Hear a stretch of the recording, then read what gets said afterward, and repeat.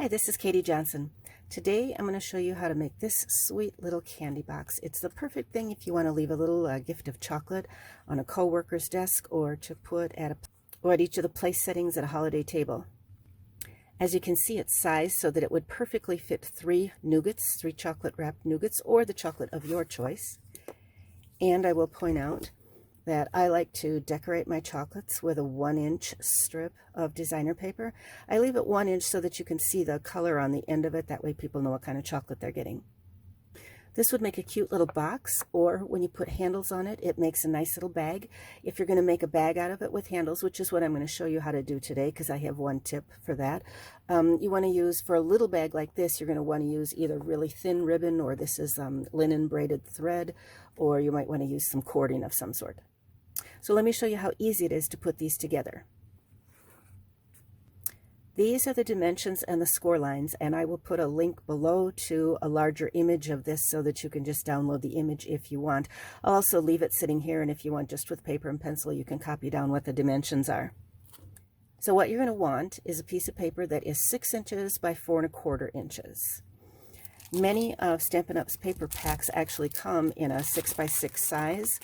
So I've just pulled out one sheet from this paper pack, and I'm going to go off camera for a moment and cut it down to 6 and 4 by 4 1/4 or 4 1/2. All right, so I've made my paper cut. This strip can get saved in case I want to use it to decorate some of the chocolates that will go inside. And of course, the way Stampin' Up does their papers, the back side is always a coordinating pattern for what's on the front in terms of colors. All right, so the next thing I need to do is to put the score marks on here. And I've made this drawing 2 size. What I'm going to go do, again off camera, is I'm going to make 2 vertical score lines, one at 1 1/4 and one at 3 1/4. Then I'm going to put my paper rotated in my scoring tool and score at 1/2, 2 3/8, 3 5/8, and 5 1/2. So let me go make the score lines. I don't know how well that shows up on the camera where the score lines are. Before you can do any of the folding, you need to make some cuts. Where I have yellow in my drawing, on each of these horizontal score marks, you're going to make a cut that goes into that vertical line. What you're doing when you make these cuts, and I'm actually, because I'm having trouble seeing it, so I'm going to just fold it a little bit. So each of these flaps is going to get, each of these will be a flap when you fold it to make the box. And I'm just cutting over to that center line.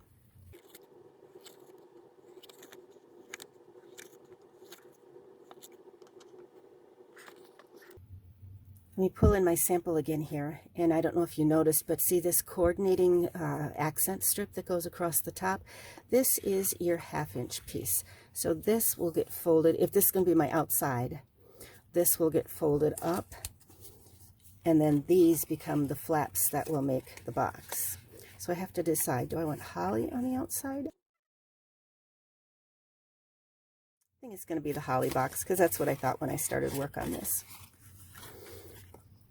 The other thing I'll point out as a tip is that you want to punch the holes for your bag before you start assembling things. I'm going to move this out of the way, but not before I show you one more thing. This is a piece of Stampin' Up's placemat papers. If you've ever taken a class from a Stampin' Up demonstrator, probably one of these things has been, well, full size, it comes 18 inches. One of these has probably been the placemat that you worked on, but it has a ruler on the sheet, so I use this to measure the length, and I found that 3 1/2, 4 inches is just about perfect for doing the handles on here. And this is an item that you can buy as a customer. It's in the catalog. It's called grid paper. I don't need this anymore. I'm going to move it out of the way.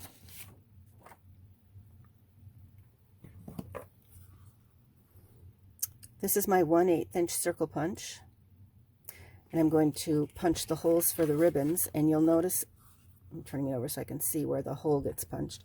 I'm going to put those holes right on the fold line.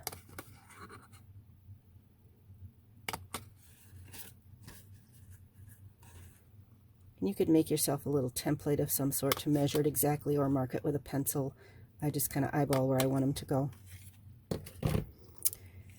All right, the other thing to notice is that you're going to actually want to adhere these before you start folding the bag and putting it together. So I'm going to turn this to the inside, Right, this is a roll of Stampin' Up's Dimensions. Just tiny little double sticky adhesive dots that you can use, and they make a really strong bond. I love the fact they come on a roll, and this is a release paper that prevents them so I don't have any exposed, because they would stick to any drawer or box that I put them in. So I just use a scrap sheet of paper of some sort as a holder here to keep that in place, and as I pull it around and pull off and use, then I can tear off the unwanted pieces of release paper. This is a great tool that Stampin' Up! Also sells, and I love it because I can just pick up these glue dots and they will fit. I'm going to put one above and one below each of those holes to hold my, my ribbon in place.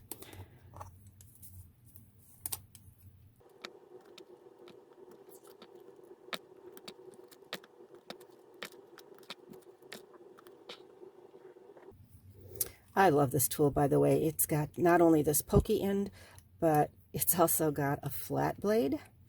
It locks into place. It's got this cover tip. Take the other end off, and it's got a little bit of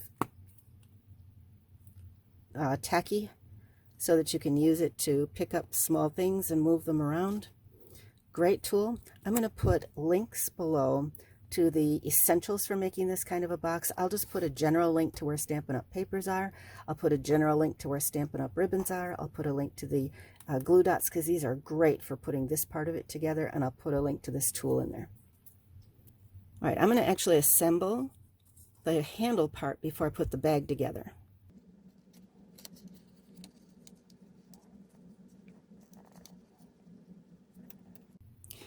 And I don't want my handle twisted, so I'm going to be kind of careful about how I twist it around to get it through that hole.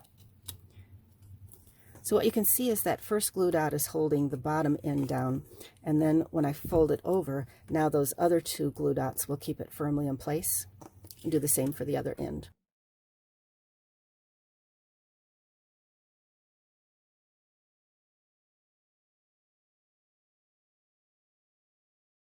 Here. I had intended to make the hollies my outside, but now the plaid is going to be my outside. I used to teach school, and anytime I made a mistake with something on the board, I'd always tell the kids, I did that on purpose just to see if you were paying attention. So I did that on purpose just to show you that Stampin' Up's papers are gorgeous on either side, and it doesn't matter which one is the front and which one's the inside. All right, now I need to adhere things together.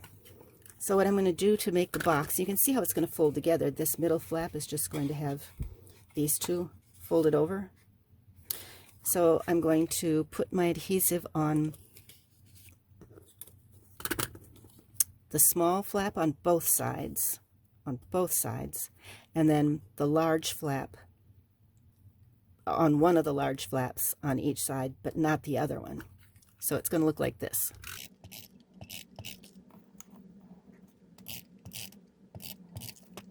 Now, the one with no adhesive on it is going to be the outside of the box. So this goes on the very inside. We'll fold it up like that. And there. And now these two pieces that have no adhesive on them, minus the flap, go in.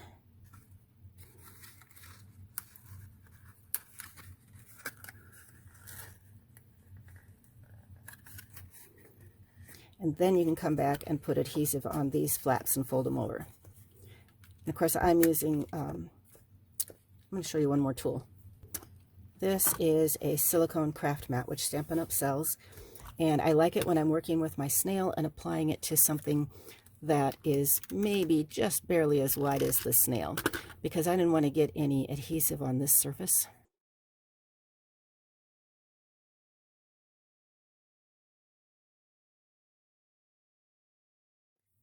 So there you are. Sweet little box. So thanks for stopping by. I will put links below to the dimensions where you can just download this picture. I will put links below to some of the essential tools that we used for this. Take a minute and subscribe to my channel, please. Then you will get notifications when I post future videos.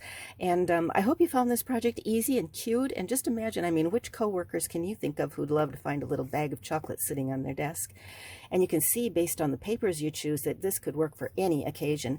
And if you've got some small appropriate stamps, you can even put a cute little tag on there. Thanks for stopping by. I hope you have an Incredible day.